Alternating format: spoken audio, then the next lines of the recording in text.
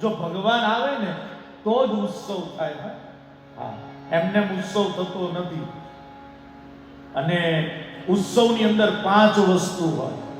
એક તો ખાન હોય, ખાવાનું હોય. પછી પાન હોય, પીવાનું હોય. પીવાનું એટલે માત્ર એક જ અર્થ નહીં કરતા. હા, આપણે જ્યાં પ્રસંગ હોય તો વેલકમ ડ્રિંક્સ પણ હોય ને. હા, ખાન હોય, પાન હોય. પછી સરસ મજાનું ગાન હોય, ગવાતું હોય.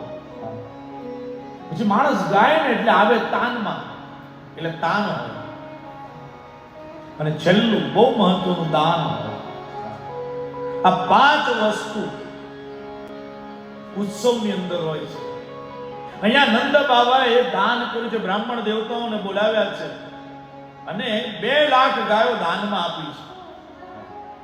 આપણે ત્યાં શાસ્ત્ર એવું કહે છે, પુત્રે જાતે વ્યતિપાતે દત્તમ ભવતિ ચાક્ષયમ. પુત્રનો જન્મ થાય અને વ્યતિપાત યોગ હોય અને ત્યારે તમે આપેલું દાન એ અક્ષય બને છે. અહીંયા નંદ બાબાએ 2 લાખ ગાયો આપી છે. પણ કેવી ગાયો? તો કે ખરીઓ સુવર્ણથી મડાવેલી, શિંગડા સુવર્ણથી મડાવેલા અને ગળાની અંદર સોનાની ઘંટડી. આવી 2 લાખ ગાયો આપી. મહાપ્રભુજીએ તો બતાવ્યું છે કે નંદ બાબા પાસે ગાયો કેટલી હતી. તો કે નંદ બાબા પાસે 9 લાખ ગાયો હતી. આપણે ત્યાં નંદ એ નામ નથી. જેની પાસે 9 લાખ ગાયો હોય એને નંદ કહેવાય. જેની પાસે 5 લાખ ગાયો હોય એને ઉપનંદ કહેવાય. અને જેની પાસે 10 લાખથી વધારે ગાયો હોય એને વૃષભાનુ કહેવાય. આવા નામો બતાવ્યા છે.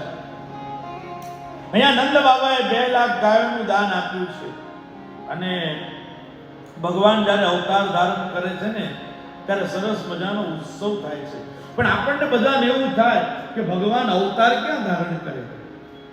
અમારા અવધૂત પરિવારના બહુ સારા એવા વિદ્વાન વક્તા સ્વર્ગસ્થ નટવરલાલ શાસ્ત્રીજી એવું કહેતા કે જ્યાં પતિ પત્ની 2 એક છે ને ત્યાં ભગવાનને અવતાર લેવાની ઈચ્છા થાય છે. ભગવાન ગમે ત્યાં અવતાર લેતા નથી. ભાગવત ગીતાની અંદર બતાવ્યું છે, યદા યદા હિ ધર્મસ્ય ગ્લાનિર્ભવતિ ભારત અભ્યુત્થાનમ ધર્મસ્ય તદાત્માનં સૃજામ્યહમ. જ્યારે ધર્મની ગ્લાનિ થાય છે ને ત્યારે ભગવાન અવતાર લે છે. બીજું કારણ બતાવતા કહે છે, પરિત્રાણાય સાધૂનાં વિનાશાય ચ દુષ્કૃતાં ધર્મ સંસ્થાપનાર્થાય સંભવામિ યુગે યુગે.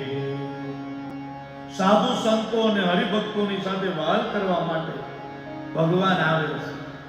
વિનાશાય ચ દુષ્કૃતાં, અસુરોનો સંહાર કરવો એ તો બીજું કારણ. તમને એક દ્રષ્ટાંતથી સિદ્ધાંત સમજાવશે. કોઈ વિદેશી માણસ અમેરિકાથી ઇન્ડિયા આવ્યો, નજીકના સગાને ત્યાં લગ્ન પ્રસંગ છે અને લગ્ન પ્રસંગમાં હાજરી આપવા માટે ગયો. પછી ત્યાં એને વિચાર આવ્યો કે ઇન્ડિયા આવ્યો છે તો ગામડે બાપોથી આપણું ઘર છે ને, તો લાવ થોડુંક એને સાફસૂફ કરી નાખ. એટલે પોતાના ગામડે જઈ પોતાનું જે બાપોદી ઘર છે એની અંદર ઝાડા પાડતો અને રસ્તા પરથી કોઈ માણસ જતો એને પૂછે કે તમે અમેરિકાથી કેમ આવ્યા? તો એવું કહેશે કે હું જાડા પાડવા આવ્યો હતો? ના, શું કહેશે? નજીકના સગાને ત્યાં લગ્ન પ્રસંગ હતો ને, ત્યાં આવ્યો હતો અને મને થયું કે લાવો અહીંયા આવ્યો છું તો બાપુજી ઘર છે તો જાડા પાડી નાખું. એમ ભગવાન આવે છે હરિભક્તોની સાથે વાલ કરવા માટે. પણ હિરણ્યકશિપુ અને હિરણ્યાક્ષ જેવા અસુરો હોય, શિશુપાલ દંતવક્ત્ર જેવા અસુરો હોય, રાવણ કુંભકર્ણ જેવા અસુરો હોય, એ જાડા છે, એને ભગવાન પાડી નાખે છે. એટલે હરિભક્તોની સાથે વાલ કરવા માટે ભગવાન આવે છે. પણ ભગવાન અવતાર ક્યાં ધારણ કરે? કૈલાસ પર્વત ઉપર ભગવાન શંકર માં ભવાનીને કથા કહેતા કહે છે, હરિ વ્યાપક સર્વત્ર સમાન, હરિ વ્યાપક સર્વત્ર સમાન, પ્રેમ તે પ્રગટ હોઈ મેં જાના,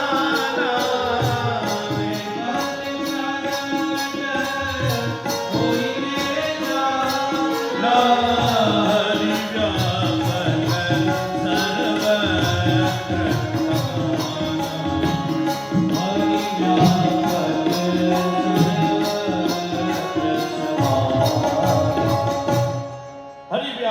સર્વત્ર સમાના. ભગવાન છે ને ઈ ચીજમાં પરમાત્માનો વાસ છે. અને તમને બધાને એવું થાય કે ઈ ચીજમાં જો પરમાત્માનો વાસ હોય તો ટ્રાફિક જામ ન થઈ જાય. પણ ભગવાન છે કેવા? તો કે ભગવાન ઓક્સિજન જેવા છે. તમે ઓક્સિજન વગર ઓક્સિજનને તમે જોઈ શકો છો ખરા? ના. પણ ઓક્સિજન વગર રહી શકાય ખરું? એમ ભલે આપણે પરમાત્માને જોઈ ન શકતા હોય પણ પરમાત્મા વિના આપણે રહી શકીએ નહીં. રમણ મહર્ષિની પાસમાં એક યુવાન ગયો અને પછી રમણ મહર્ષિને એવું પૂછે છે કે ઈશ્વર છે? બોલે હા ઈશ્વર છે ને. બોલે હોય તો દેખાડો. એટલે રમણ મહર્ષિએ પેલા યુવાનને કહ્યું કે કાગળ અને પેન લાવ. કાગળ અને પેન લીધો અને ઉપર લખ્યું ઈશ્વર. બતાવ્યું કે શું લખ્યું છે? બોલે ઈશ્વર. બોલે છે ને? બોલે હા. બોલે હવે રોકડો રૂપિયો લાવ. રોકડો રૂપિયો લીધો ને જ્યાં ઈશ્વર લખ્યું હતું ને ત્યાં રોકડો રૂપિયો મૂકી દીધો અને પછી પૂછ્યું કે હવે તને ઈશ્વર દેખાય છે? બોલે નહીં, હવે ઈશ્વર નથી દેખાતો. પછી રમણ મહર્ષિએ કહ્યું કે ઈશ્વર તો છે પણ ઘણાને સંપત્તિનું આવરણ લાગી જાય છે, ઘણાને પદ પ્રતિષ્ઠાનું આવરણ લાગી જાય છે અને એના કારણે ઈશ્વર હોવા છતાં ઈશ્વર દેખાતો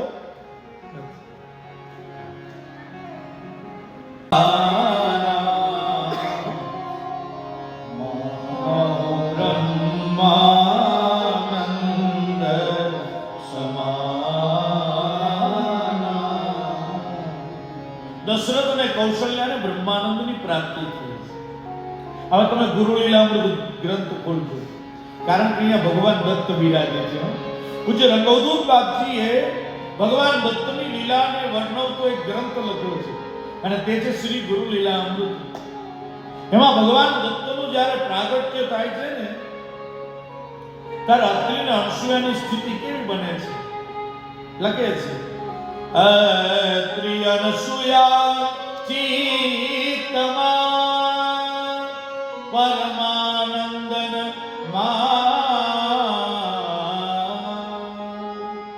અત્રિ અને અનસૂયાને પરમાનંદની પ્રાપ્તિ થઈ છે. જુઓ, આપણે ત્યાં બ્રહ્માનંદ, કેવલાનંદ, સહજાનંદ, પરમાનંદ આવા બધા શબ્દો છે. આ બધા શબ્દો બોલવામાં જુદા જુદા હશે પણ એનો તત્વતઃ અર્થ એક જ છે. જો આપણે ત્યાં ત્રણ પ્રકારના આનંદ છે. સૌથી પહેલા વિષય આનંદ, પદાર્થને ભોગવતા ભોગવતા જે આનંદ મળે વિષય આનંદ. બીજું અક્ષર આનંદ, અક્ષરોને વાંચતા જે તમને આનંદ મળે એ અક્ષર આનંદ. એક છોકરો વિદેશ ગયો ભણવા માટે, પોતાની માં વિધવા અને ગરીબ આવી, પણ દીકરો વિદેશ ગયો અને વિદેશ ગયા પછી માને પત્ર લખ્યો. જ્યારે માને પત્ર લખ્યો ને એટલે માં તો ભણેલી હતી નહીં, એ કાગળ લઈને ઘેર ઘેર ફરે છે કે મારા દીકરાનો પત્ર આવ્યો છે, મને વાંચી સંભળાવો, મને વાંચી સંભળાવો. કારણ કે જે અક્ષરો છે એમાંથી માને આનંદ મળે છે. એનું નામ છે અક્ષરાનંદ.